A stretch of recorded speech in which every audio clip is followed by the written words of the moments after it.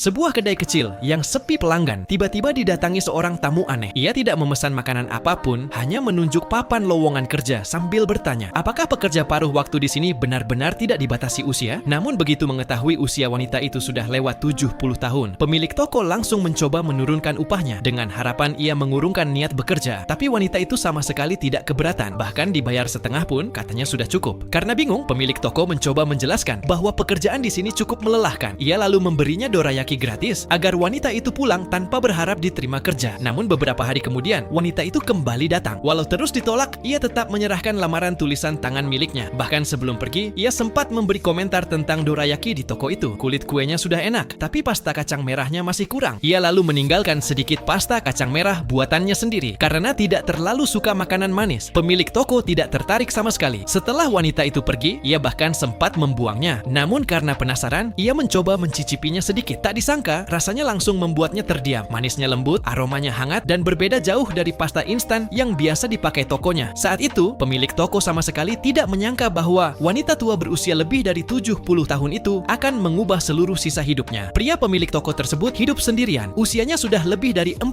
tahun dan masa lalunya tidak terlalu baik. Ia pernah dipenjara karena kasus kekerasan, lalu membuka kedai kecil itu untuk melunasi hutangnya. Hari-harinya berjalan monoton. Ia tidak punya tujuan hidup, tidak punya keluarga dekat, dan hanya menjalani rutinitas tanpa semangat. Saat musim panas tiba, wanita tua itu kembali muncul. Kali ini, sebelum ia berbicara, pemilik toko justru menawarkan pekerjaan kepadanya. Tolong bantu persiapan sebelum toko buka saja. Setelah itu, Anda bisa langsung pulang. Wanita itu langsung tersenyum senang. Ia kemudian menjelaskan bahwa selama ini tokonya memakai pasta kacang instan. Kalau habis, tinggal memesan lewat telepon. Namun, wanita tua itu berkata serius, pasta kacang merah adalah inti dari dorayaki. Itu harus dibuat sendiri. Keesokan paginya sebelum matahari terbit, mereka mulai membuat pasta kacang bersama. Wanita itu memeriksa kacang satu persatu dengan sangat teliti. Menurutnya, air cucian kacang harus benar-benar jernih. Cara menuang air pun harus perlahan agar kacang tidak rusak. Ia memperlakukan setiap bahan dengan begitu hati-hati, seolah sedang berbicara dengan makanan yang dimasaknya. Beberapa jam kemudian, aroma kacang merah mulai memenuhi ruangan. Namun wanita itu masih belum puas. Ia terus memasak, mencuci, lalu mengaduk perlahan hingga teksturnya benar-benar pas. Pemilik toko mulai tidak sabar. Baginya, semua ini terlalu merepotkan untuk sesuatu yang sebenarnya bisa dibeli dengan mudah. Tetapi setelah proses panjang berjam-jam itu selesai, aroma dan rasanya benar-benar berbeda dari apapun yang pernah ia coba sebelumnya. Dan sejak hari itu, toko kecil yang dulu sepi perlahan mulai berubah.